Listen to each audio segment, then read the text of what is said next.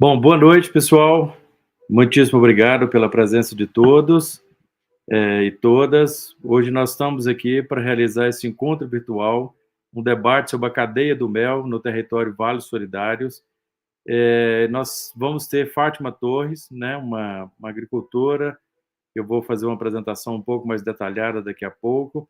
E vamos ter principalmente, né, vamos dialogar sobre os eixos do cooperativismo, acesso a mercados e produção sustentável e solidária.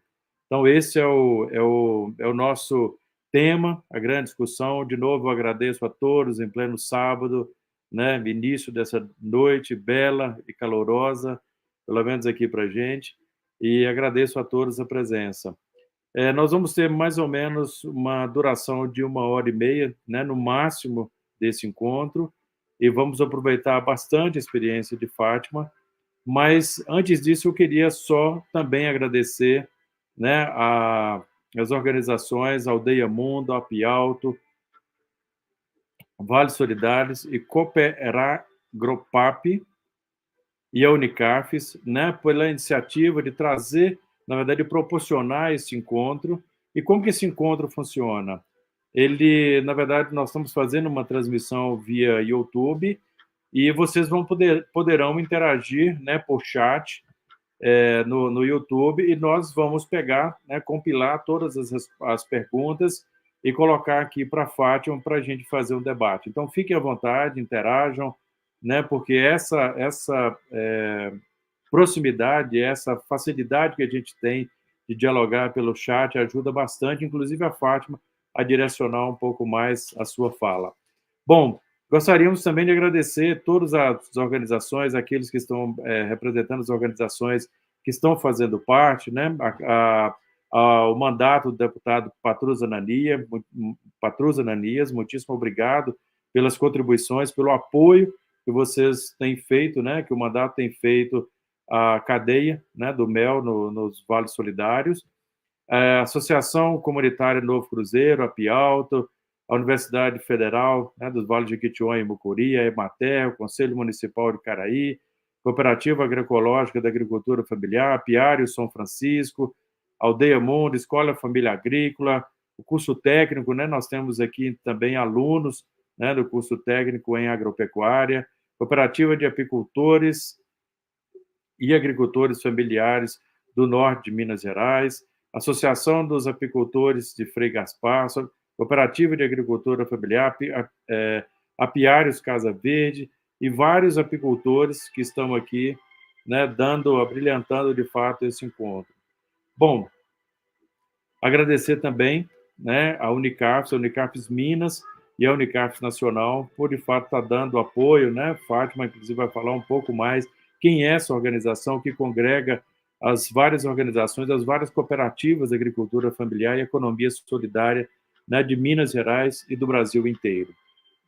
Para a gente falar sobre, rapidamente, já indo para o tema introdutório, o cooperativismo é um tema muito caro para a gente, é um tema muito querido, né? E ele surge num momento muito difícil, no momento, efetivamente, esse cooperativismo, como a gente conhece, ele surge no momento ali em que nós tínhamos muitas dificuldades, de fato. Você tem o advento da indústria, você tem, né, você sai dessa produção manufaturada, que era artesanalmente feita, você vai para uma indústria, isso causa, de fato, todo um impacto, né, nos processos econômicos e nos processos fabris do mundo inteiro. Então, você sai desse processo artesanal, vai para uma produção mecanizada, então você tem uma produção, efetivamente, uma ampliação dessa produtividade, mas automaticamente uma perda muito grande, né, do ser humano enquanto protagonista dessa história, né? Você transfere isso para os meios de produção, para as indústrias. Então, o que ocorre com isso é que, efetivamente, a gente tem uma concentração dessa riqueza, né? Você tem, efetivamente, salários muito baixos, você tem um contexto, né, para criar esse cooperativismo ali, que efetivamente não era dos melhores. Então, nesse contexto, né, mulheres e homens se juntam, criam uma possibilidade de participação, criam um empreendimento econômico, social, né, com a possibilidade de que todos tenham direitos iguais, todos tenham voz, né, que a gente tenha, de fato, uma isonomia, que a gente tenha igualdade de direitos e obrigações. E aí surge esse cooperativismo que nós, né, tanto vamos falar aqui hoje. E para isso também eu queria só chamar a atenção que de lá para cá é um tema que se discute muito, o cooperativismo vem de frente com isso, bate de frente, porque ele promove oportunidades iguais e a concentração de renda. Né? Já naquela época, nós já tínhamos uma concentração de renda muito grande por conta do processo, né, industrial que concentrou a riqueza na mão de poucas pessoas, mas só para a gente trazer dois dados aqui para vocês. Em 1910, os 10% mais ricos do mundo detinham aproximadamente entre 45% a 50% de toda a produção e toda a riqueza produzida no mundo, né? Que já era muito. E só para exemplificar como que isso tem concentrado mais ainda, e nós, desse movimento cooperativista, nós podemos, de fato, fazer frente e proporcionar igualdades melhores, é que em 2000, um dado que saiu agora recente, entre 2019 e 2021, toda a riqueza do mundo estava, 63% dessa riqueza estava concentrada na mão de apenas 1% da população. Então, ou seja, nós temos, além de proporcionar acesso ao mercado, produção sustentável, nós temos uma responsabilidade de dar condições a todos aqueles que fazem parte desse grande movimento. Né? E, para isso, eu já gostaria de chamar, né, para você, para falar um pouquinho para a gente, Fátima Torres. Aliás, me permita só mais um minutinho, que eu queria só passar um videozinho antes, que traz um pouco dessa síntese, né, do que nós estamos chamando de vales solidários, que são os vales que compõem ali, Vale do Mucuri, Vale do Jequitinhonha, né, o sul da Bahia, essa composição que nós estamos dialogando ali para essa cadeia, né, do mel. E tem um videozinho muito curto que eu queria apresentar para vocês de um minutinho. Território. Vales Solidários é o espaço social construído pela sua gente ao longo do tempo, na interseção do Médio e Baixo Jequitinhonha com o Vale do Mucuri, criando e articulando fluxos de migração e integração entre os povos nas divisas de estados de Minas, Bahia e Espírito Santo. Território e caminho ao mesmo tempo, vivenciando nas interações humanas que reconhecem os desafios da sobrevivência, mas integra a dimensão do bem viver.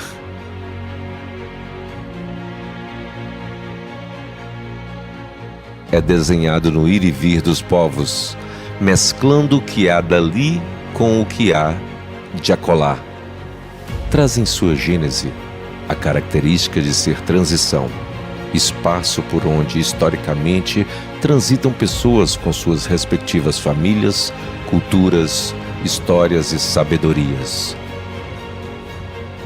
Assim como fazem as águas dos rios que caminham rumo ao seu destino ampliado, o mar.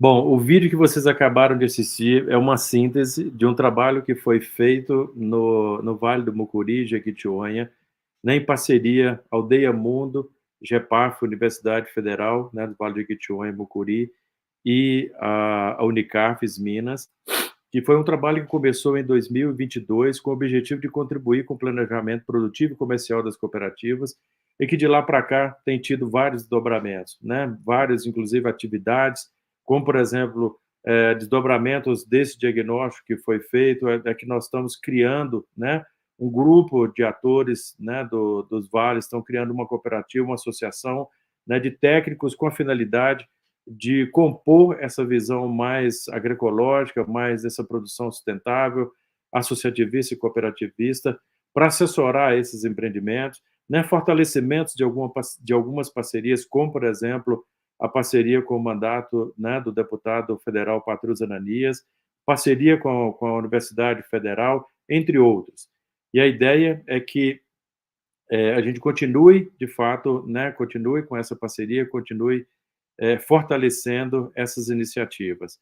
E eu gostaria de chamar, né, para poder contribuir, para fazer uma fala para a gente, Fátima Torres. Fátima Torres, que é agricultora familiar, é também pedagoga, cujo envolvimento com as organizações de base comunitária remonta a 1998. Ao longo de sua carreira, atuou como diretora em associações, cooperativas singulares e centrais, também em níveis estaduais quanto nacionais. Com mais de duas décadas de experiência na gestão de empreendimentos coletivos, Fátima possui conhecimento em acesso a políticas públicas e na implementação de projetos coletivos sustentáveis. Graduada em Pedagogia pela Universidade Estadual do Rio Grande do Norte, ela também possui especialização em gestão de cooperativas. Além disso, Fátima está presidenta da Confederação Unicafes. Fátima, muitíssimo obrigado, tá, pela sua contribuição, pelo seu tempo, por compartilhar conosco, né, esse valoroso conhecimento e essa trajetória. Então, fique à vontade, você tem de 30 a 40 minutos para fazer a exposição, mas use o tempo que for necessário. Nós temos, né, esse encontro está sendo transmitido via YouTube e nós vamos fazer as interações via chat do YouTube. Nós, né, tem uma equipe aqui por trás dando um apoio, nós vamos fazer, né, o compilado dessas várias perguntas e contribuições, sugestões, perguntas, para poder a gente fazer um debate posterior. Então, nós temos no máximo aqui um encontro de 1h30, né? A ideia é que a gente aproveite bastante, mas também que não seja longo, que fique aquele gostinho de quero mais. Então, é com você, muitíssimo obrigado pela contribuição e participação. Obrigada, Fabiano. Boa noite, né? Um prazer estar aqui com vocês nessa noite, né? Para falar de um tema que é a nossa vida, né? O dia a dia do nosso trabalho, né? Tanto o cooperativismo quanto também a apicultura, né? Eu venho de uma cooperativa singular chamada Copap e que essa cooperativa surgiu, né, para trabalhar a questão da apicultura. Então, a apicultura está no meu dia a dia de trabalho há um bom tempo, né? Então, assim, muito prazer. E gostaria de saudar, né, todos e todas as instituições que o Fabiano já citou, né? Vejo que é uma cadeia muito prestigiada, né? Porque pelo tanto de parceiros que tem, né? E é a importância que tem essa cadeia dentro da agricultura familiar.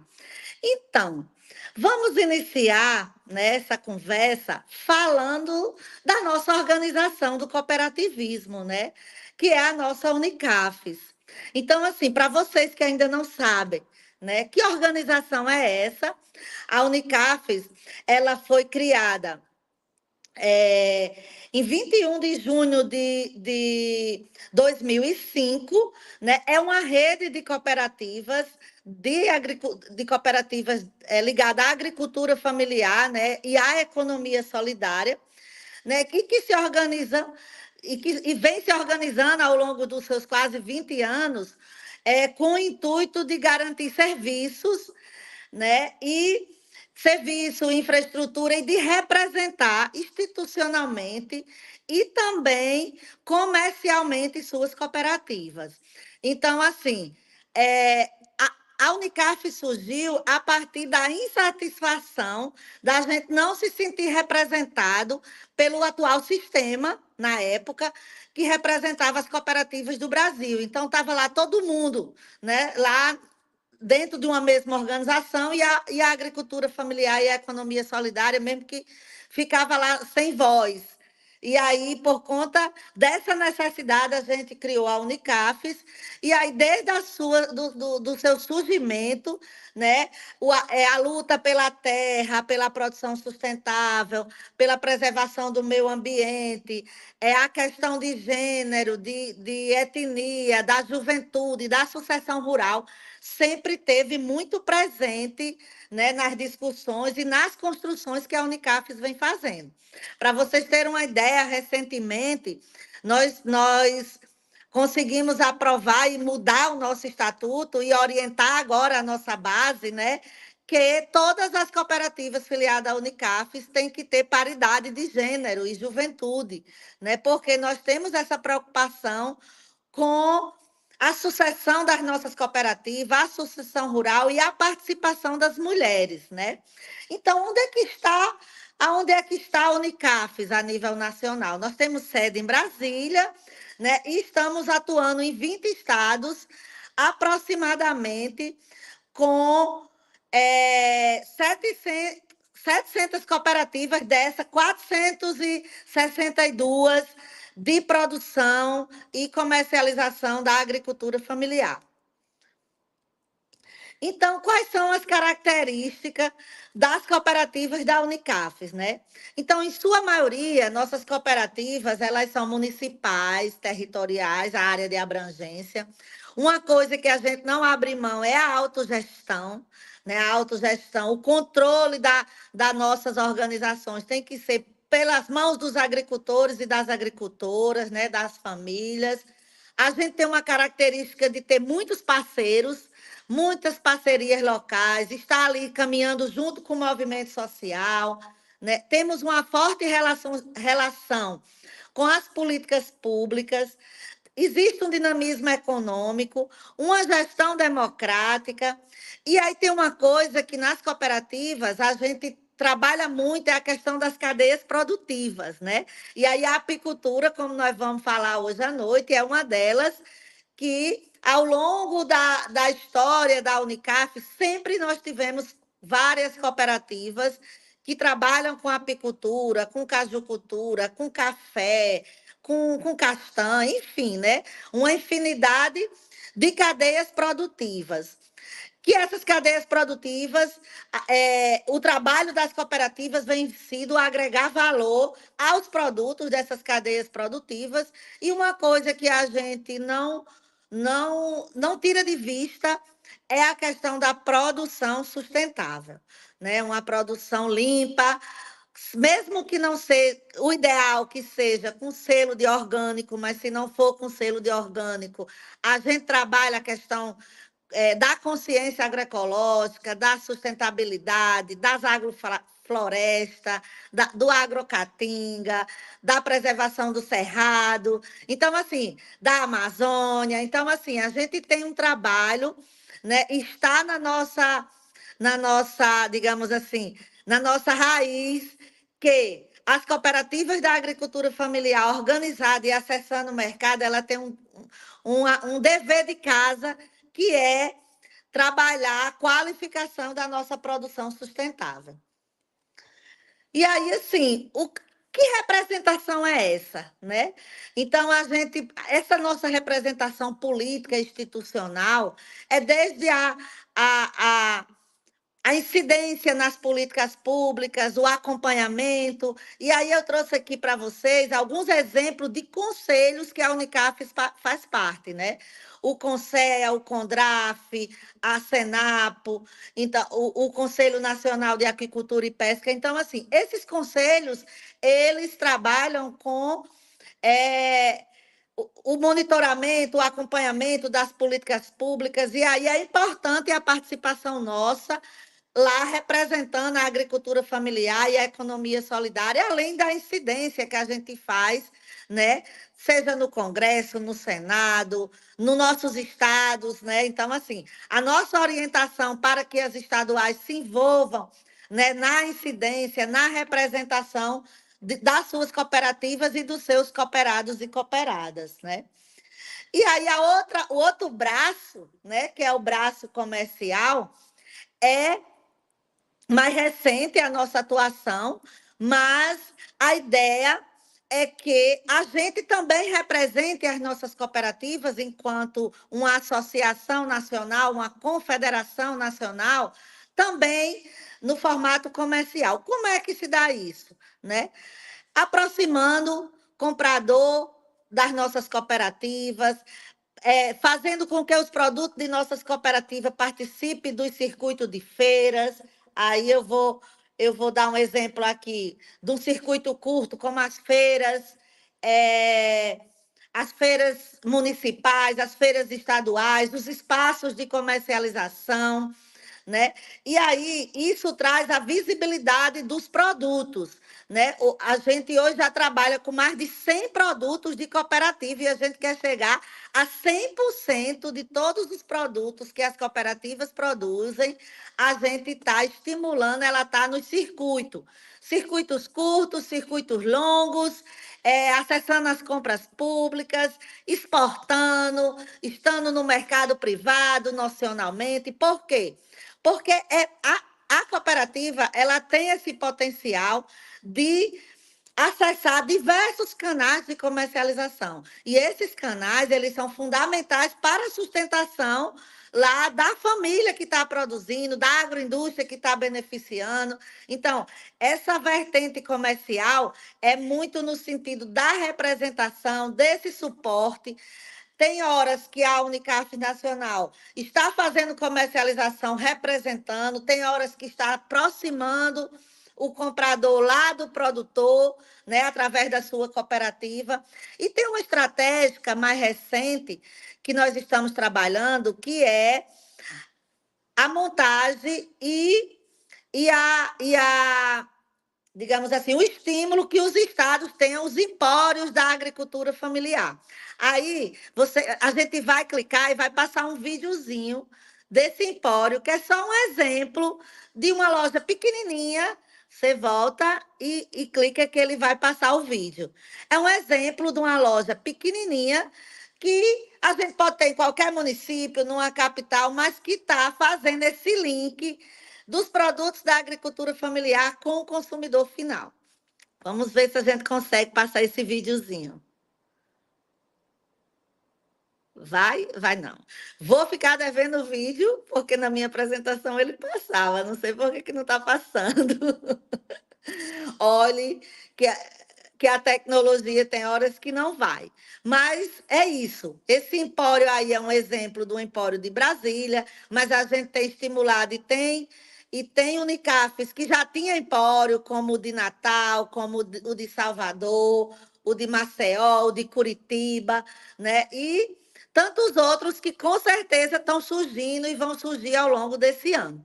E aí, para a gente não ficar só falando de Unicafes, né? E de cooperativas, e a importância que tem as cooperativas para o desenvolvimento das cadeias produtivas, nós vamos trazer agora para a nossa apicultura, né? Então, assim, como é que está a apicultura no Brasil? Né? Então, a apicultura, o Brasil tem cerca de 350 mil produtores de mel, né? Boa parte, ou mais de 80% desses produtores são pequenos e são agricultores familiares. E aí, onde é que está? Quais as regiões que estão o maior número de produtores de mel? Né? Está 75% da produção de mel nacional está no sul e no nordeste. No sul é Paraná, Rio Grande do Sul e Santa Catarina. Muito mais Rio Grande do Sul e Paraná. E no Nordeste, o campeão aí é Piauí, Ceará, Bahia, Rio Grande do Norte, Maranhão e depois vem Pernambuco. Então, essas duas regiões, ela produz 75% da produção do mel nacional. Né? Aí eu peguei os dados de Minas, já que nós estamos falando com os apicultores, né, com os agricultores de Minas. E aí o dado que eu encontrei de Minas Gerais é que produz algo em torno de 2 a 3 mil toneladas de mel ano. Isso é dado da última safra. Né? De repente, se a última safra não foi boa, esse dado aumenta bem mais numa safra boa, porque a produção de mel ela depende muito do clima, né, da chuva, se choveu na época certa, se não choveu, como é que está se comportando o clima, o vento, o sol. Então, assim, as mudanças climáticas afetam diretamente o produtor de mel, né, o criador de abelha. Por quê? As queimadas, que agora está, né? Todos os estados com muita queimada, então, todo esse impacto das mudanças climáticas, eles afetam direto a produção de mel. Por isso que a gente tem que lutar, né, para que é, é, essa crise ambiental seja amenizada, né? Porque nós que trabalhamos com apicultura, que produzimos mel, que criamos abelha, somos afetados diretamente e rápido. Aí eu trago aqui algumas informações que o Estado de Minas Gerais tem feito, né? Uma estratégia para que o mel da região de Minas tenha um destaque nacional, né? Então, a certificação orgânica, o registro federal, a identificação da florada, né? Um exemplo, eu botei aqui mel de caju, mas não é o caso. Aí é o mel de aroeira, o mel de uma série de floradas que tem aí na região. E só esse mel está identificado como florada tal, ele já ganha um valor agregado a mais, ele torna-se diferente e torna-se um atrativo para que essa cooperativa ou esse apicultor, agricultor familiar, se destaque, né, no acesso ao mercado. Aí eu trago aqui algumas imagens, eu faço assim uma ponte Rio Grande do Norte, Minas Gerais, né? Rio Grande do Norte, a gente tem um município que, nos dados do IBGE de 2004, ele saiu como o segundo maior produtor de mel do país, né? Que é o município de Apodi. E lá tem essa cooperativa chamada Copap, que tem um entreposto de mel. Essa cooperativa tem 20 anos. E né? E assim, é um exemplo que eu trago aqui para vocês de luta, de resistência, né? Principalmente dessa questão de ter registro, porque é uma dificuldade. O Nordeste conta-se as cooperativas que conseguem ter um CIF, né? Para que possa vender o seu mel a nível nacional e internacional. Né? E eu destaco também a questão da organização social, porque acho que a gente tem um bom exemplo das abelhas, né? Nada melhor para nos inspirar do que a organização das abelhas. E aí os apicultores, os agricultores que criam abelha e produz mel, e que eles estão isolados, não estão numa associação, não estão numa cooperativa, as coisas ficam mais difíceis, né? Por quê? Porque cada um vai ter uma marca, cada um vai ter uma embalagem diferente, comprar sozinho, e a cooperativa permite juntar essa produção, permite diminuir custo e agregar valor, e a sobra e o acesso ao mercado a partir desse mel ele impacta diretamente na vida, né, desses produtores e produtoras. Essa imagem ela é muito simbólica, que é de uma assembleia onde a Copap distribuiu 100 mil reais de sobra, eu acho que foi em 2008. Veja que 100 mil reais em 2008, né, ainda tinha mais valor do que hoje. Hoje ainda não é pouco dinheiro, mas em 2008 ela conseguiu distribuir 100 mil reais de sobra a partir da comercialização conjunta do mel dos agricultores. Aí aqui eu vou trazer o próximo slide, a gente traz a imagem do estoque da Copap e do estoque do entreposto de Minas Gerais, né? Que é da Copermap, aí na região do norte, né? Norte de Minas. É. Eu agora estou perdida aqui no mapa, né? Bocaiúva. E aí tem uma cooperativa que é muito parecida a história com a da Copap, no sentido de acesso a mercado, de ter um entreposto legalizado, só que eles já conseguem exportar, né? Tanto para os Estados Unidos como para a Ásia. Por que que eu vou falar de exportação? Porque o nosso consumo de mel nacional ainda é muito baixo. Então, um dever de casa nosso, das universidades, dos movimentos, a equipe de nutrição, o que, que a gente tem que fazer de campanha, de sensibilização, para que a gente possa aumentar o consumo de mel no Brasil. Como o nosso consumo é baixo, per capita, a gente não tem vazão a nível nacional para o tanto de mel que a gente produz. Então, acaba que boa parte do destino final desse mel acaba sendo a exportação. E exportar requer uma estrutura financeira, logística, de embalagem, de entrepostos, né? Que não dá para cada cooperativa ter uma. Por isso que, você vê, aqui no Rio Grande do Norte, hoje só tem um entreposto com CIF, que é o da Copap, e um particular que só vende mel fracionado, o estado todinho. Então, assim, eu sei que em Minas tem mais de um entreposto que tem capacidade de exportar, né, em duas regiões diferentes. Mas o Ceará tem um.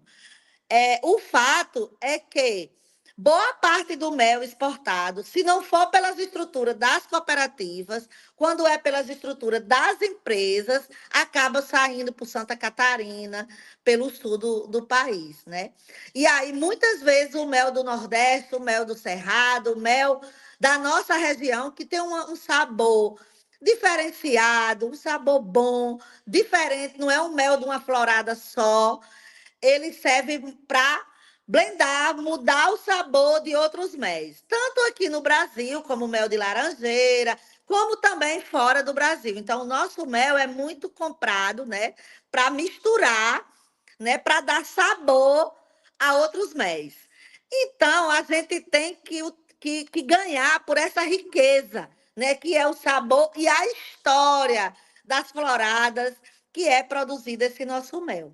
Então, o próximo slide mostra um pouco dessa diversidade aí da região de vocês, que é, né, ó, o mel de cipaúva, betônica, né? Eu sei que tem de aroeira. Só identificar a florada, foi isso que eu falei, já já agrega o valor. E essa imagem é do entreposto da Coppermap, que eu acho que é um entreposto muito bacana, tem uma parceria forte aí da Codevasp, né? E universidade, assim, eles têm um leque de parceiros muito importante e tem estrutura para poder fazer parceria, né? Receber mel do estado todinho e prestar esse serviço para os apicultores, né? Que eu acho que é a grande riqueza de um equipamento desse. Por quê? Porque não precisa, toda associação tem um entreposto de mel. A associação pode ter uma casa de mel de extração com registro estadual ou mesmo com CIF para trabalhar mercado interno brasileiro e os entrepostos regionais para fazer força, né? Para poder exportar, porque não é fácil, né, exportar, e aí precisa da união de várias cooperativas, vários grupos, mas também não é impossível.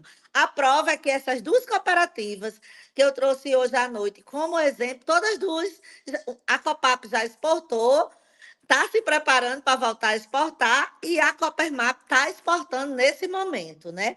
Uma outra coisa que eu vi aí em Minas, e aí eu resolvi trazer também para essa conversa, foi que a própria Coppermap, ela tem uma oficina, né, de costura que produz os EPIs. Estou aí eu vestida aí num EPI bem levezinho, maravilhoso. O preço é bom. Então, também é uma forma de divulgar para os apicultores de outra região, tanto através da Unicafes, a gente pode fazer esse link, né? E uma coisa muito legal que eu vi lá, que eles também, lá para os apicultores próximos, eles fazem concerto. Então, assim, não é um objetivo só de produzir a Vesta, né? E o EPI, mas também de contribuir com os associados, com os seus apicultores lá na região. Então, assim, falar de apicultura, a gente fala a noite todinha. Se a gente for aqui conversar o que tem de potencial, o que a gente pode fazer junto, né? Norte, Nordeste e semiárido, pegando aí uma parte de Minas. A gente tem muita coisa a trabalhar junto. E uma das quais que a gente também é bandeira de luta da Unicafes, e nós estamos fazendo essa incidência muito forte agora, é na questão do acesso ao crédito. porque para acessar mercado, a partir da apicultura, a gente tem que ter dinheiro de estoque. Estamos fazendo uma incidência junto à Conab para voltar à formação de estoque, as associações, as cooperativas, poder ter aquele recurso para, na época da safra, pagar o produtor e a produtora de mel e guardar esse mel para quando o mercado reagir, como também as linhas de financiamento que tem agora, a partir do Plano Safra, com Fundo Garantidor. Nós estamos dialogando com o MDA, com o Banco do Brasil, com as cooperativas de crédito, né? Porque a gente precisa usar esse crédito do Pronaf para fazer estoque de mel, para poder ter tempo para a gente inventar receita, participar das feiras, exportar, né? Então, assim, o acesso ao crédito para a agricultura familiar é fundamental para que a gente consiga acessar o mercado. Então, assim, acho que eu vou finalizar por aqui e vou abrir aí para esse nosso debate, né? Porque a gente tem muita coisa para conversar e dialogar sobre a apicultura, sobre cooperativismo solidário. É isso. Fátima, muitíssimo obrigado pelas contribuições iniciais. Lembrando que, né, quem quiser fazer contribuições, dúvidas, sanar dúvidas, fazer perguntas, fique à vontade pelo chat. Mas se tiver qualquer dificuldade, eu acho que, né, pelo grupo de vocês, né, dá para mandar um áudio e aí chega a ter Rogério que está dando, Rogério Delamar que está dando suporte aqui e as perguntas e contribuições chegam aqui para a gente. Fátima, eu acho que, né, nós já tínhamos na ficha de inscrição, então todo mundo que fez a sua inscrição para estar aqui hoje, já tinha algumas expectativas e algumas dúvidas. E, assim, um ponto muito importante para esse debate é que uma boa parte né, dos apicultores que estão na cadeia do mel como um todo, a produção é algo que é relativamente mais tranquila, já se conhece muito bem, mas tem uma dificuldade de fato de acessar mercado, tanto o mercado privado como o mercado público, né? E nesse trabalho que a Aldeia Unicaf fez, esse diagnóstico, nós chegamos a fazer um estudo sobre preço do mel. Então, a ideia era a gente entender também de onde estava vindo esse mel, mas também qual era o preço que estava sendo praticado. E o que nós conseguimos perceber é que algumas organizações mais estruturadas, inclusive de fora do Estado, conseguia colocar mel a preços competitivos na própria região, né? Mas o mercado é sempre um grande gargalo. Então, com essa trajetória de vocês comercializam com o mercado público, comercializam com a iniciativa privada. O que você traz para a gente, tanto do mercado público como do mercado privado? Quais são os principais ensinamentos que essa trajetória conseguiu né, acumular, que a Copap conseguiu acumular ali nessa contribuição ali, nesse acesso ao mercado? Então, preço e acesso ao mercado é sempre um dilema, né? Porque, para mim, a lição aprendida é: quanto mais gente junto, né? Negociando, ou seja, mais volume, mais a gente consegue um preço melhor. Vou dar um exemplo que eu fui compradora de mel, viu? Eu fui compradora de mel pelos 5 anos aqui na Copap, ou mais. Então, assim, a gente tinha 2 cooperativas no município. O que que a gente fazia? A gente juntava as duas direções e dizia, ó, o mel é todo junto. Aí, por quê? Porque na época a gente vendia para corretores, porque o corretor está abaixo do atravessador. Como é que funciona o mercado do mel? Tem um atravessador local, tem um corretor que trabalha direto para as empresas que exportam, né? E a exportadora. Então, as cooperativas jamais podem vender para atravessador, né? Porque ela está, né? Vai pagar do preço do atravessador para o agricultor. Então, a cooperativa ela tem que vender para o corretor ou negociar direto com o entreposto que exporta. Né? E aí, para você chegar a negociar direto com o entreposto que exporta, você tem que ter volume. E para ter volume, você tem que ter Por exemplo, a Copap tinha 250 famílias produzindo mel. A Coafap tinha 380. Então, quando juntava a produção dessas duas, era mais de 70% do mel do estado. Então, a gente segurava. Oh, não, aqui em Apudia, nós dois. Era eu e o presidente. Por quê? Porque se eles viessem negociar no individual, por exemplo, a gente tinha a comunicação de quanto eles estavam comprando na Serra do Mel, que é outro polo produtor, né? E tinha safra que a gente fechava com Serra do Mel, só vendo todo mundo junto. Veja só, na época nós não tínhamos CIF, e os corretores tinham certeza que a gente não podia vender para ninguém. Então, como a gente não podia vender para ninguém, a gente meio que era obrigado a vender pelo preço que eles botassem, né? Então, o que é que a gente fazia? A gente juntava o mel todinho, fechava com entreposto no Ceará, passava o mel à noite, 12 quilômetros, para o Ceará e vendia num preço melhor do que os corretores compravam aqui. Eles não entendiam como era que a gente fazia isso, mas a gente dizia, olha, se nós for vender a ele como mel sem CIF, nós vamos vender, não faz, a cooperativa meio que perde o sentido, porque a gente não conseguia pagar um preço melhor ao agricultor. E aí o agricultor estava lá afiliado, estava na esperança de ter um preço melhor para a produção. Então, assim, o corretor pagava 55. A gente pegou o capitalzinho de giro da Conab, começou comprando de 75 e conseguiu uma parceria com o Entreposto no Ceará e botou todinho para exportação a 75, pagando ao produtor. 75 já tirava todos os custos da cooperativa, isso numa lata de mel. Então, tem que se juntar e aí ter outros canais, né? Eu acho que a receita tem que ter diversos canais, porque a gente tem canais que o preço é bem alto, direto ao consumidor, comparando com o preço de atacado, mas é um volume pequeno, mas é um mercado importante. Então, diversos canais e juntar o maior número de agricultores, de cooperativas, para que a gente consiga negociar um preço melhor e condições melhor. E aí, para mim, condições melhores é o dinheiro na conta antes da carreta sair, viu? Porque é risco zero.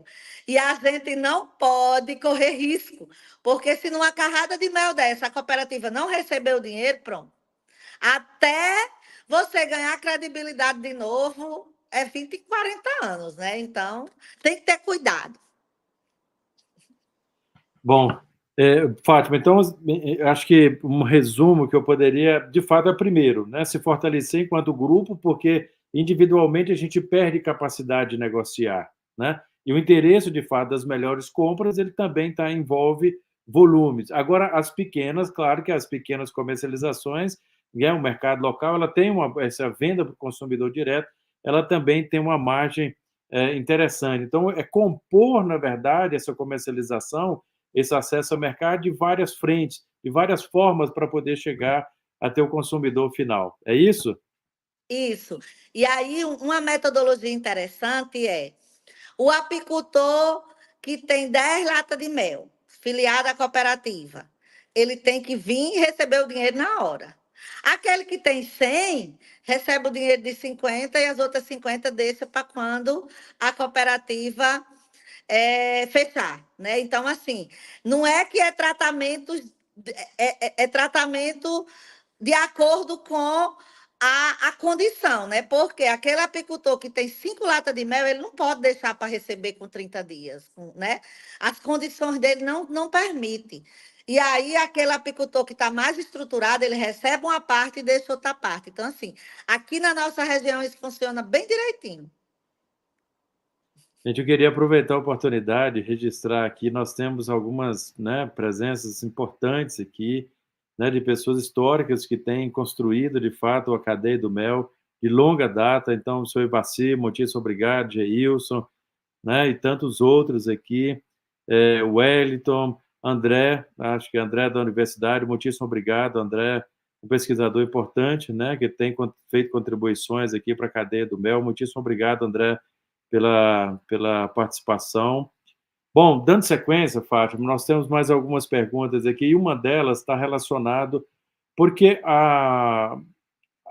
é um outro gargalo que se percebe na cadeia, a implantação da estrutura de fato de regulamentação, né, para as casas de MEs, para os entrepostos de MEs, para efetivamente ter uma estrutura comercial, conselho de inspeção sanitária, né, municipal, estadual ou federal, e nós sabemos o quanto efetivamente é oneroso para o agricultor, para as suas organizações, ter uma estrutura dessa.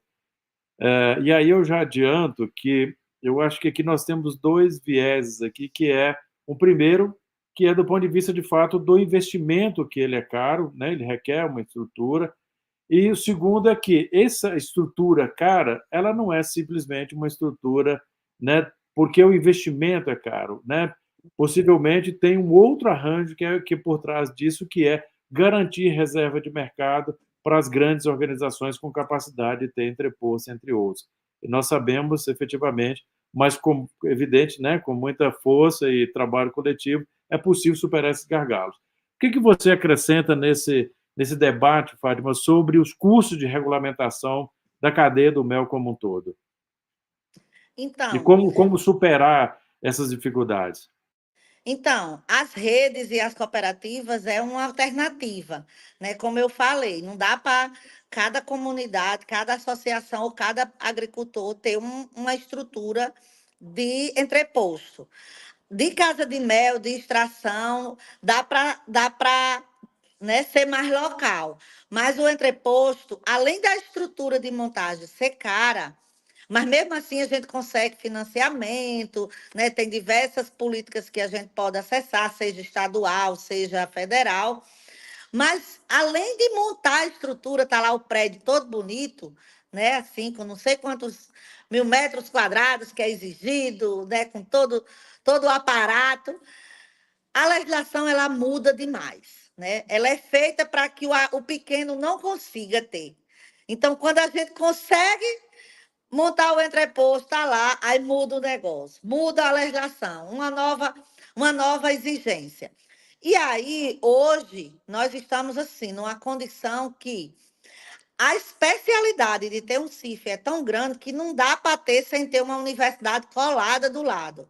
A exemplo aí da Coopermap, tem a Unimonte, tem várias universidades, porque requer um catatal de análise e que cada estado tem uma exigência dessas análises, porque a lei diz que é, sei lá, 200. Aí, dependendo da vontade e da visão do fiscal, é que ele diz, não, eu aceito uma análise feita na universidade local. Aí tem fiscal, não, tem que ser no laboratório credenciado. A gente olha no Nordeste, tem agora que tem um, antes não tinha nenhum, a gente tinha que mandar para São Paulo. Então, assim, tem que ter uma equipe técnica, é caro, porque tem que ter um veterinário contratado, tem que ter um engenheiro de alimento, tem que ter alguém que entenda de química, de análise. Então, assim, é uma estrutura cara, porque é uma estrutura que requer muita qualificação profissional. Por isso que é importante o fortalecimento das cooperativas e das redes, porque não pode ter uma estrutura cara dessa e ela ficar ociosa. Ela tem que trabalhar o ano todo a serviço do setor, a serviço dos apicultores, das apicultoras, né? Por isso que essa interação em rede é importante. Fátima, muito obrigado. Eu vou registrar também mais a presença aqui de José Hélio, Raquel, Guilherme. Muitíssimo obrigado, Wellington. Muitíssimo obrigado por estar aqui com a gente, fazendo as contribuições. Fátima, o ponto que aparece muito aqui, de fato, nas várias, né, contribuições que já foram feitas, é o acesso ao mercado. Então, o mercado público, ele é uma possibilidade, né? O PENAI, ele é uma possibilidade. Mas, ao mesmo tempo, nós temos uma restrição, né, de açúcares e doces, de forma geral, na alimentação escolar. Como que você enxerga essa possibilidade, tanto para o PENAI, que é, né, todo município, por menor ou maior que seja, hoje ele tem alimentação escolar obrigatória, né, por lei, inclusive a aquisição de 30% dessa alimentação escolar oriunda de produtos da agricultura familiar, mas nós temos também vários outros programas, né, várias outras parcerias, que não, algumas não são obrigatórias, mas são possíveis. Por exemplo, comercialização para toda alimentação que vem para o município, que vai para a Câmara, que vai para os fóruns, que vai para as autarquias, né, toda ela já existe. As federais, hoje, elas são obrigadas, inclusive, a adquirir toda a alimentação que é utilizada desses espaços e 30% da alimentação oriunda da agricultura familiar, de produtos oriundos da agricultura familiar. Ou seja, tem, para além do PENAI, existe um outro mercado que, ainda que pequeno, que não é o mercado, o PENAI sim é um mercado grande, mas esse outro um mercado ainda inicial, mas que, de qualquer forma, é uma referência e nós podemos acessar esse mercado. O que você traz com essa experiência? O que a gente pode acessar esses mercados? Então, estou falando do PENAI, estou falando desses mercados, né, para as autarquias, estou falando, inclusive, do PAA. O que você traz um pouco que nós podemos aproveitar também esse mercado público? A desculpa é a restrição para a criança, né? Mas, como você mesmo falou, o mercado das autarquias, a alimentação escolar para adolescentes e adultos, o mel ele pode estar na composição 2 vezes por semana como uma sobremesa, tranquilamente, inclusive para a criança. E a gente fez, já executou e deu certo quando a escola recebia no formato de doação pela Conab, pelos programas do PAA, né? Mas é uma questão cultural. Na hora do diretor escolher o que ele vai comprar, né? Não é porque é o diretor, é a cultura de não considerar o mel um alimento, né? Assim como todos nós, como vamos fazer nossa feira, a gente bota mel como sobremesa, né? A gente pode pegar o mel puro, colocar num potinho, botar na geladeira e substituir a geleia. A gente faz isso, colocar no pão, substituir a margarina, né? Porque tem países que o mel é inserido culturalmente assim, na torrada, no pão. Aqui não, a gente não tem essa cultura. E essa cultura que é da nossa casa reflete no ambiente institucional, seja a escola, seja a Marinha, o Exército, que é o que compra, né? Tem que comprar os 30%, né? Tem a lei que garante a compra dos 30% da agricultura familiar. Mas eles não compram, né? É capaz da gente chegar numa instituição dessa e tá lá em cima da mesa uma bomboniere cheia de balinha, né? Mas não tem de mel. Por quê? Porque eu acho que a gente precisa cada vez mais fazer uma campanha né, várias campanhas de conscientização da importância do mel como alimento, do mel, né, para a nossa saúde e para o meio ambiente e para o desenvolvimento das nossas regiões. Então, assim, é algo que a gente precisa cada vez mais trabalhar a partir do nosso chão, a partir da nossa casa, a partir das nossas organizações, né? Porque eu não vou nem falar do mel nas receitas, né? Do mel no suco para adoçar, nas massas, enfim, né? Existe uma infinidade de receitas que a gente pode utilizar o mel, mas é uma barreira que a gente tem que, não pode se conformar, né? A gente tem que estar debatendo, tem que estar incentivando o consumo do mel. Eu sou do tempo que eu chegava na escola, na época dos projetos da Conab, lá em 2004, e os diretores diziam que os meninos não queriam comer mel. Aí a gente pegava o sachêzinho e fazia uma distribuição. Aí os meninos, aí a gente, por favor, faça o ofício solicitando mel, que os meninos querem o mel, né? Então, aí a gente também fazia o acompanhamento.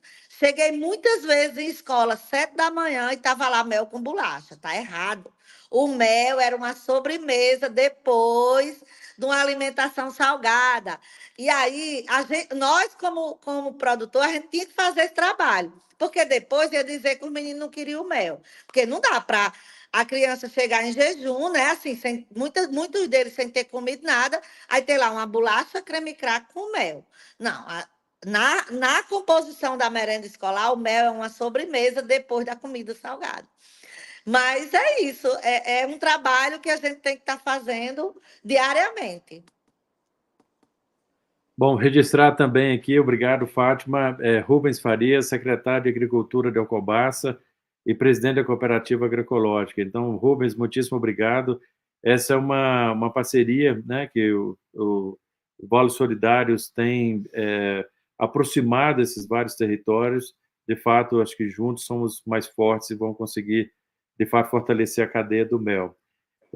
Guilherme também destaca aqui, deixa eu pegar o comentário de Guilherme. Gostaríamos muito de contar com o seu apoio, viu, Fátima? E o apoio da Unicafes, né, no fortalecimento, desenvolvimento da cadeia e da estruturação desses serviços necessários ali, e tudo isso que nós falamos aí para os territórios. Então, nós podemos falar um pouco mais sobre isso ao final. Fátima, uma outra pergunta que aparece aqui, de fato, na experiência de vocês, a certificação do mel, isso de fato traz, agrega valor, claro que do ponto de vista sustentável, do ponto de vista, né, da produção sustentável, é indiscutível, né? Não estamos nem considerando esses vários benefícios que a produção, por exemplo, de um mel orgânico, ele traz, né, para o meio ambiente, para as pessoas de forma geral, né? Mas isso agrega valor? Hoje tem um mercado que, de fato, comporta esses produtos e consegue chegar ao mercado com valores efetivamente competitivos? Ou seja, a certificação é uma vantagem para a cadeia do mel? Sim, porque quando você não tem a certificação, ou você faz como nós fazia, vendo mel escondido, passando pelo entreposto, né? Ou você cai na mão do atravessador. Porque no final, o mel, mesmo sem CIF, direto do agricultor familiar, passa por um atravessador, ele vai parar no entreposto que vai ser legalizado. Então, quando você consegue esse certificado, primeiro você pode andar sem medo, né? Com sua garrafinha de mel, vendendo em qualquer lugar, nas feiras nacionais, internacionais, né? Então, assim, dá essa, digamos assim, essa legalidade de você poder vender. Porque o mel sem um registro, ele é considerado um produto impróprio para o consumo. Mesmo a gente sabendo que está lá, que fez a análise, que passou, mas tem uma legislação a ser cumprida, né? E aí a gente precisa cumprir essa legislação. Mas, assim, o mercado legaliza passando pelo entreposto. Se historicamente não existisse nenhum atravessador comprando mel sem registro e passando por entreposto, eu acho que as regras eram mais fáceis de se cumprir, porque acabou sendo uma coisa assim muito de quem tem muito dinheiro, de quem tem muito poder, e aí fora desse povo, só as cooperativas com muito esforço, com muita parceria, porque senão a gente fica na informalidade, na ilegalidade, e aí isso afeta principalmente o preço, né? O principal afetado é o preço, porque a primeira coisa que o corretor diz, mas o mel de vocês não tem CIF, aí eu já vou ter que passar pelo entreposto, aí já começa a botar as dificuldades, e essas dificuldades é para dizer que vai cair o preço, entendeu? Fátima, o Geilson, só um minutinho, deixa eu localizar aqui. Geilson Miranda destaca que a Copivade, Cooperativa dos Apicultores do Vale de Jequitinhonha, marca Mel Jequitinhonha, está aberta para dialogar com as cadeias produtivas do mel no território Vale Solidários. Então, Geilson, muitíssimo obrigado. Fátima, você tem previsão de preços, você que, né, uma pessoa antenada, presidenta da FECAFES, então convive com esse mercado, inclusive, né, a FECAFES introduzindo também produtos no mercado externo, que é claro que é importante a valorização do mercado local, do mercado regional, esse mercado, né, os canais curtos de comercialização, claro que É importante reforçar isso, o quanto a Unicafes é consciente desse papel, e ela parte para mercados, né, longos, que nós chamamos de mercados longos, de canais longos de comercialização, a partir do momento que esse mercado está suprido, né? A Unicafes tem essa preocupação e esse preceito, de fato, de valorizar os mercados locais. Mas o mercado externo, claro que ele é também uma excelente oportunidade, por compras maiores, né? Então você tem volumes grandes, normalmente preços atrativos. Mas para o próximo ano, ou para, né, os próximos meses, próximo ano, como que está a expectativa de preço de mel no mercado? Sobe, desce? Quais as principais influências que podemos ter ali sobre preços? Só para você ver como é dinâmico, esse ano eu visitei cooperativas e vi preço de mel que iniciou entre R$ 7 e R$ 10 o quilo, a chegar em cooperativa que está comprando de R$ 20 o quilo. Isso o preço de granel, de preço de tambor a granel, né? De atacado. Então, imagine, é porque esse mel de R$ 7 que o atravessador estava comprando entre 7 e 10, dependendo da cor, porque ainda tem esse problema. O mel mais claro é considerado, né, eles têm um preço mais elevado, porque eles utilizam esse mel, como eu falei, para misturar, e aí eles valorizam mais o mel mais claro. Não é porque o mel escuro, o mel preto seja ruim, é porque eles. Então, assim, se você pegar um mel escuro e botar num rótulo, e botar numa garrafa e trabalhar o marketing, muitas vezes o mel escuro tem uma composição nutricional muito até mais melhor, né, do que um mel bem clarinho. Mas o mercado paga mais pelo mel mais claro. E não é que esse mel entre 7 e 10 e esse de 20 fosse mel diferente ou a qualidade, né? Uma coisa eu tenho certeza, esse de 7 e 10 não estava vendendo, não estava exportando, ele estava vendendo para atravessador. A cooperativa posicionada, que já estava exportando, estava pagando 20, né? E aí, é, se eu, aí pegando o preço do mel fracionado, a gente vê a partir de R$ 25 o quilo, não a menos, entre 25 e 35, até R$ 50 o quilo. A gente tem mel, exemplo, mel aí de Minas Gerais, que chega a R$ 200 o quilo. Mel florada tal, num vidrinho desse tamanho, aí é sem, né, bem pequenininho, quando você pega e faz essa conta, chega a R$ 200 o quilo. Então, assim, é o mesmo ano, é o mesmo mel, e só mercados diferentes, e estratégia de comercialização diferente, né? Rótulo, embalagem, enfim, né? Essas coisas que agregam valor ao produto. Não sei se eu respondi, mas a ideia é isso, é que, no geral, né, nos últimos 3 anos, o preço do mel para exportação ao produtor chega no máximo a R$ 20, no máximo, o quilo, né? Agora, boa parte, a massa dos apicultores do Nordeste ainda vende no máximo a R$ 10, porque é o preço de corretor atravessador.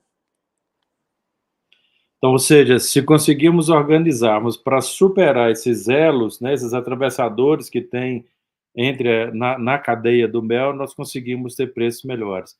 E pressuponho que essa organização e furar esses elos da cadeia ali, né, esses vários atravessadores, é de forma organizada, se juntando, assim, é o que nós estamos, né, buscando e fortalecendo aqui essa parceria para, de fato, ter uma cadeia mais estruturada e com organizações mais fortes. Fátima, tem uma outra questão que é bastante importante, principalmente nesses, né, dias atuais. E só lembrando, nós já estamos caminhando já para os nossos momentos finais, então, se ainda tem alguma dúvida, nós temos ainda mais 10 minutinhos ali para a gente sanar essa dúvida, tá? Contribuições, sugestões, então fiquem à vontade para fazer pelo chat. Mas o que eu estava falando é que nós temos a cadeia do mel especificamente, principalmente agora, com tanta discussão sobre mudanças climáticas, a cadeia do mel ela tem um impacto, de fato, muito positivo, né, em toda a estrutura socioambiental e econômica de onde ela está implantada. Então, ou seja, nós temos, né, mais árvores, nós temos mais floração, nós temos mais produção, nós temos, de fato, serviços ambientais agregados que normalmente pouco se fala desse pagamento por serviços ambientais ou valorização ou agregação de valor desses serviços ambientais que a cadeia do mel traz efetivamente para o mel. Existe, e nós sabemos que também que o mercado comum, o mercado mais tradicional, às vezes ele não valoriza isso, né? É o mel, o seu valor nutricional e preço. Mas existe, o que a Unicaf, a experiência da Unicaf pode trazer, e a sua experiência pessoal, pode trazer com relação a esse pagamento de serviços ambientais agregados? Ou seja, existe mercado que nós poderíamos pensar em acessar, que valoriza efetivamente os apicultores e agricultores que têm essa preocupação com a produção sustentável? Existe, se for com selo de orgânico, e não pelo serviço prestado pelo agricultor, né? Então, a gente devia ter uma política pública que pagasse o agricultor por esse serviço ambiental, de reflorestar, de não desmatar, né? De estar sempre preservando, porque quem cria abelha não faz queimada, não usa agrotóxico. Por quê? Porque se ele usar, ele vai matar as abelhas dele. Então, acaba, se ele não era um preservador, ele se torna, né? Ele, ao longo dos anos, ele vai se tornando uma pessoa que preserva o meio ambiente, que conserva ali sua área, mas o que a gente tem hoje é se o mel for orgânico com selo, com certificado, ele tem um posicionamento de preço e também de oportunidade de mercado melhor. Né? E aí, assim, um grande desafio da gente manter apiário certificado como orgânico é o tamanho das nossas propriedades. Por quê? Porque um dos grandes empecilhos tem sido a barreira. Porque eu faço aqui tudo direitinho. Mas se meu vizinho tem uma produção convencional, a abelha vai lá. E aí acaba que a gente não consegue ter esse registro tão facilmente. Aí, assim, tem as experiências de botar as barreiras, né, de plantas, mas, assim, como o raio de visita das abelhas é 1 quilômetro, pelo menos, aí, né? Então, a gente tem essa dificuldade, mas temos várias cooperativas que têm registro de mel orgânico, e todas elas que têm registro de mel orgânico, elas estão mais bem posicionadas no mercado, né?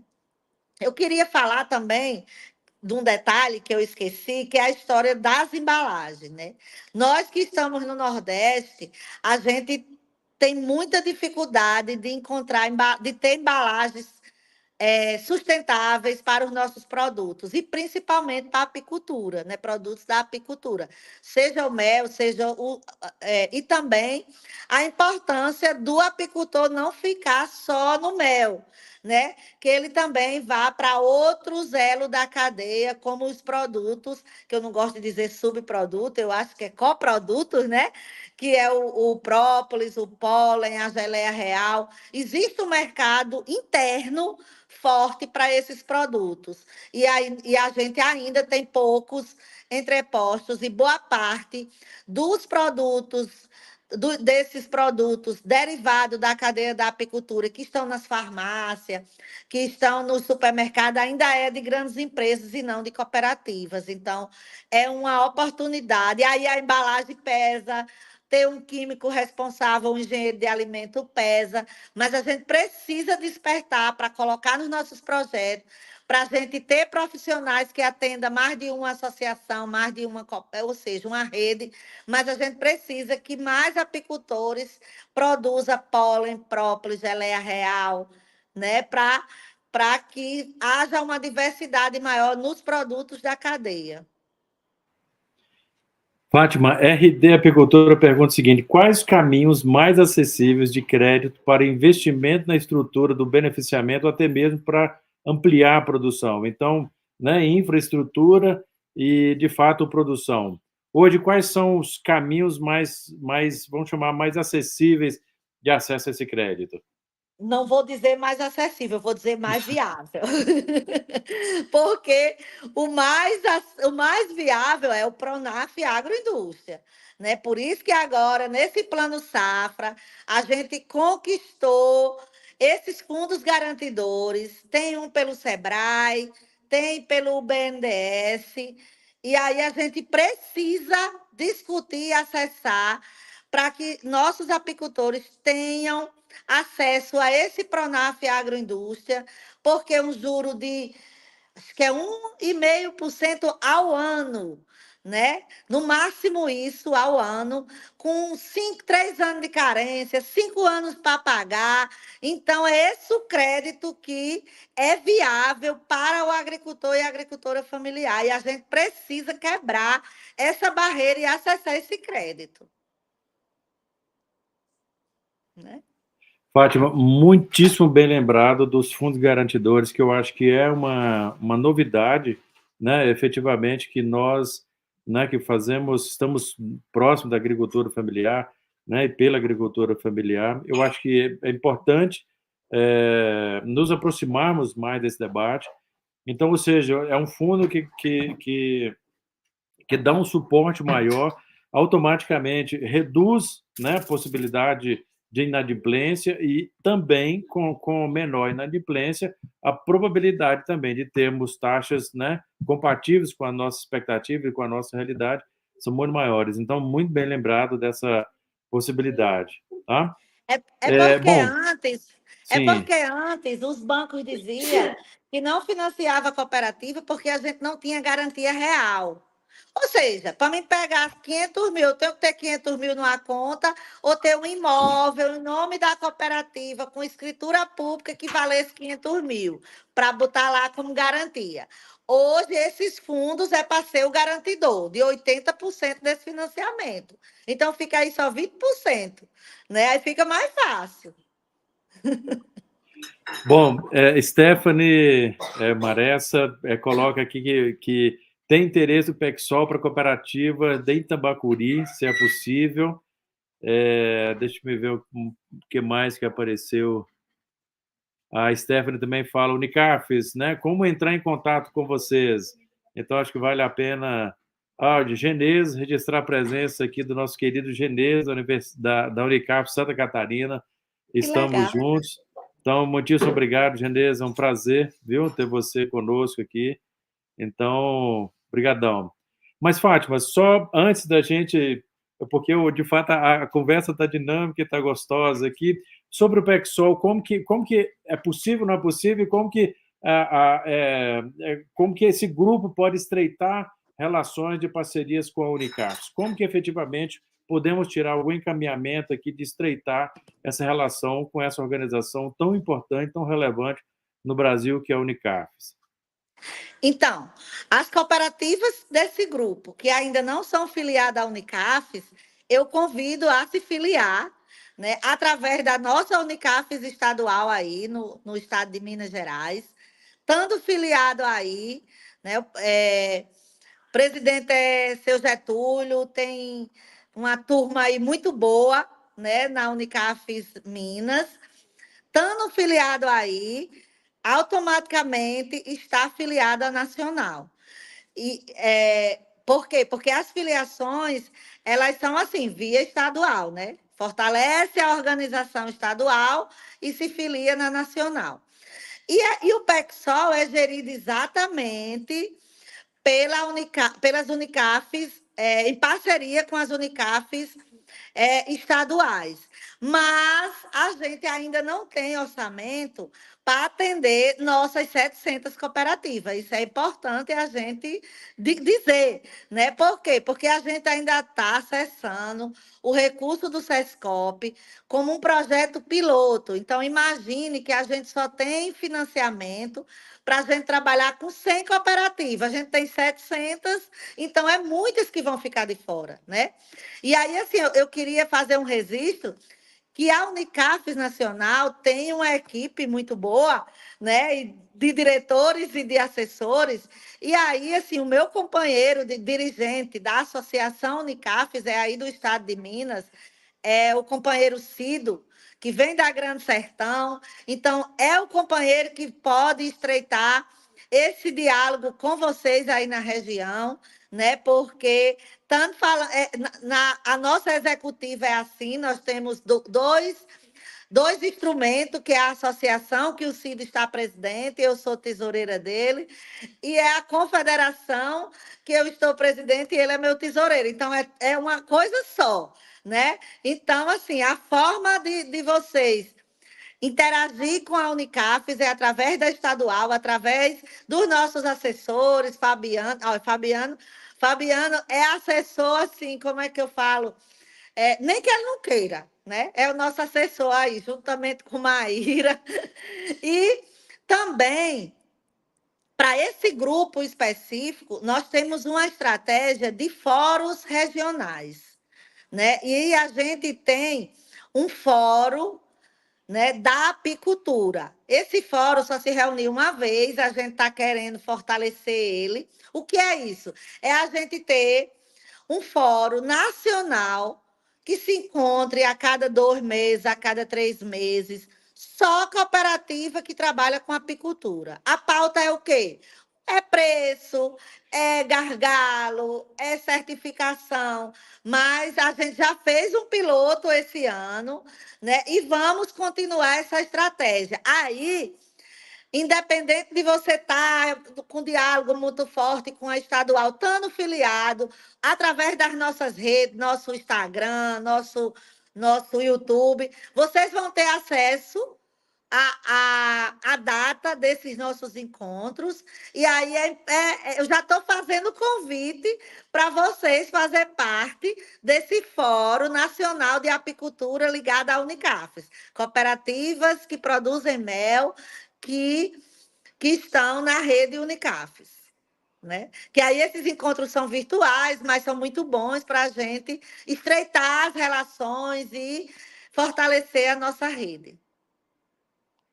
É isso. Fátima, ótimo, viu? Muitíssimo obrigado. Eu acho que tem uma outra questão que apareceu aqui. Nesse momento agora de tecnologias, né? Vamos falar desde inteligência artificial, monitoramento, etc., mas acho que ele não precisa ir tão longe. O que você tem observado, e inclusive tem praticado, né, com relação a uma cadeia do mel, com relação a tecnologias que podem nos ajudar a melhorar desde comercialização, a desde monitoramento, né, das colmeias, porque isso, quando nós falamos em tecnologia, automaticamente pressupõe, e claro que precisa ter esse viés, que é de uma redução de custo, uma redução de trabalho, né? A gente, de fato, sai desse trabalho mais operacional e foca, de fato, naquilo que é estratégico, de pensar estratégias, de fato, de acessar mercado e acessar de forma qualificada e acessar de forma sustentável. O que você tem observado ali na cadeia do mel? O que essas novas tecnologias têm ajudado e quais as novas tecnologias que você acha que poderia contribuir com a gente aqui? Eu acho que essa parte da inteligência artificial para monitoramento e rastreabilidade, porque na nova legislação eles estão exigindo rastreabilidade, né? Então, assim, a gente precisa identificar via GPS onde está essa colmeia, de qual agricultor passou por qual casa de mel, qual entreposto. E fazer isso de forma mais automatizada, a gente ganha tempo e economiza dinheiro, né?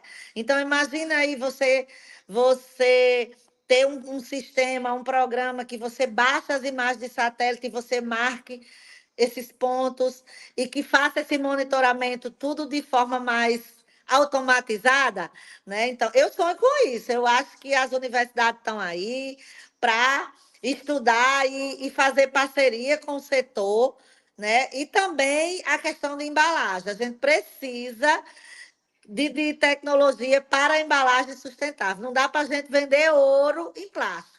A gente tem que vender ouro em algo parecido com ouro, né? Assim, o valor que o mel tem, a gente muitas vezes vende numa garrafa de plástico, né? Que não tem o mesmo sentido, né? Mas é a que a gente mais vende, porque a gente não tem tecnologia barata, acessível, para que os nossos apicultores acessem uma embalagem mais sustentável para mel ou os derivados da apicultura.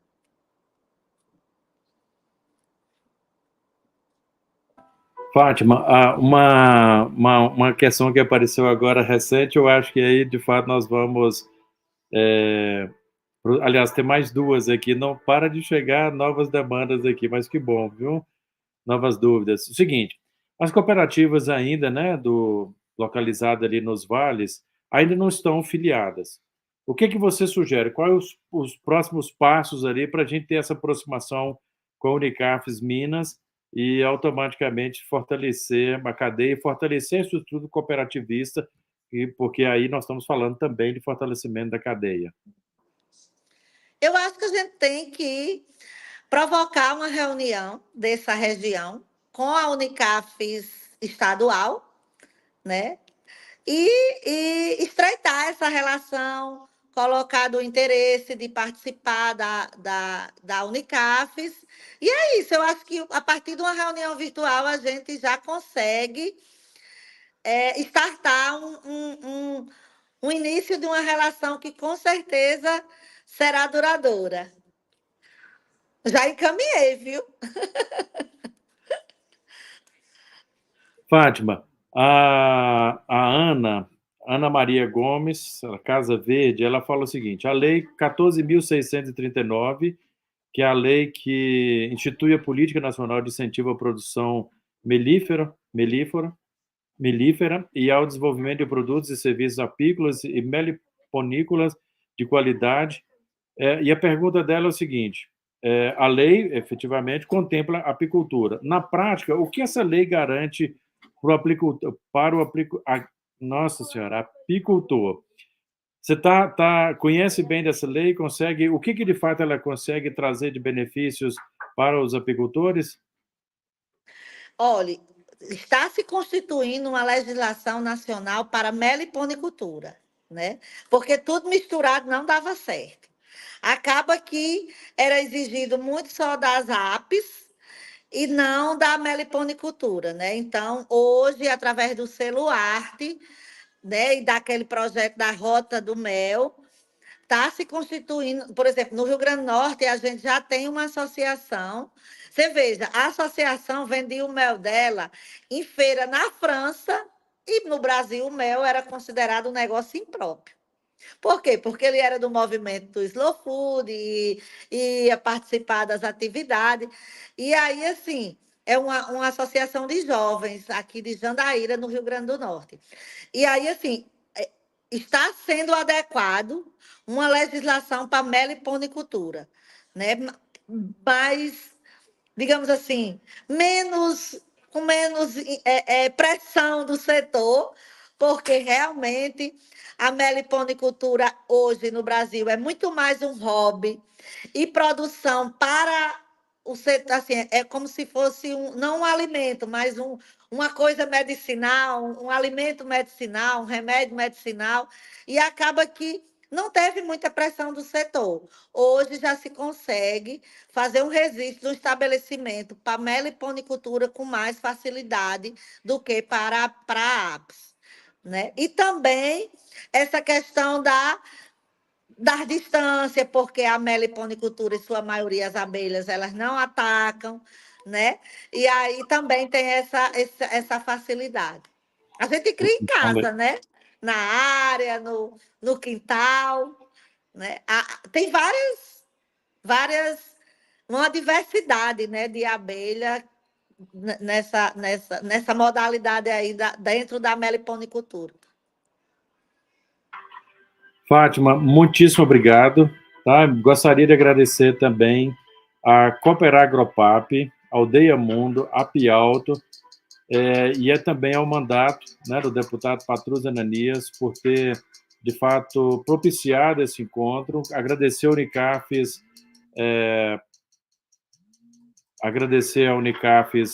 Nacional pela contribuição de Fátima aqui como representante da Unicafes Nacional e também né, da Federação Unicaf, da Confederação Unicaf, desculpa, a FECAFES.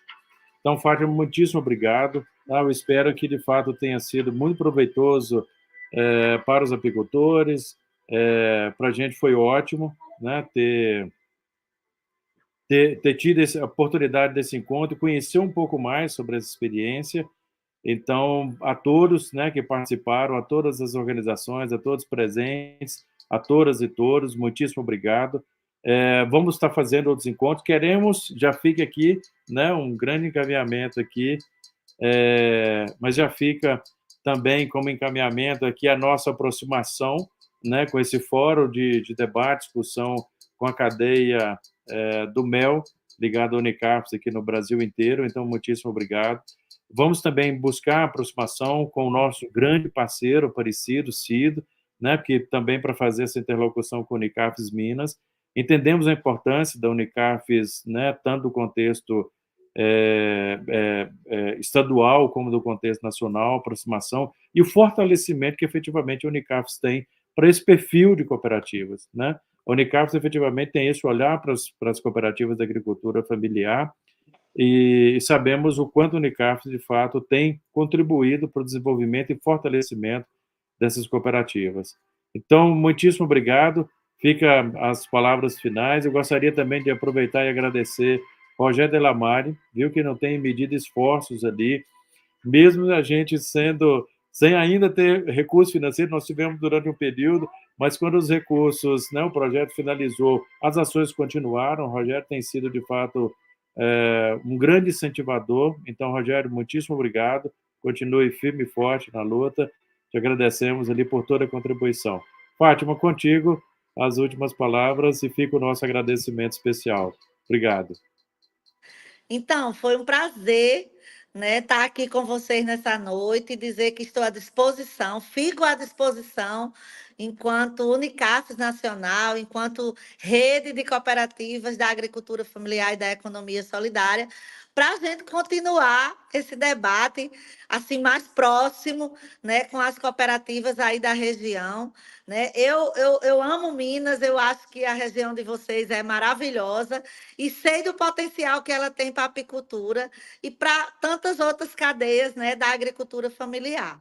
Então, foi um abraço e uma satisfação muito grande estar aqui com vocês e agradecer, né, por essa paciência, o tempo, e também agradecer a Fabiana, a Maíra, toda a equipe, né, aí que está organizando esse momento, né, e todos os assessores aí da nossa Unicafes Minas, né, e mandar um abraço também para Getúlio e para toda a equipe, né, Cido, toda a equipe, toda a executiva aí da Unicafes Minas, que é uma Unicafes forte e parceira aí das cooperativas e do nosso sistema Unicafes. Um abraço, boa noite, muitíssimo obrigado. Bom descanso, gente. Boa noite.